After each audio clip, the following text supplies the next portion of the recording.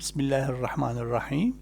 This is Professor Abdussalam Yasin Taha from the College of Medicine, University of Sulaimani, giving a short talk entitled A Chicken Bone in the Upper Esophagus.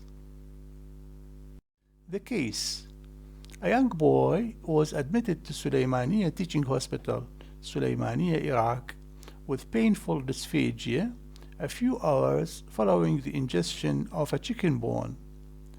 The bone was visible in the neck X-ray. The film is not available to display. Rigid esophagoscopy under general anesthesia was performed and the bone was retrieved by a forceps. The recovery was smooth. So that was the child,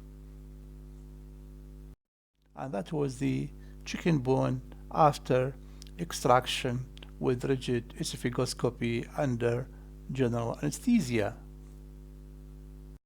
Comment: foreign body ingestion is frequently encountered in clinical practice. Only 10 to 20% of all cases need endoscopic removal. However, complications may occur and can be fatal, especially regarding sharp foreign bodies.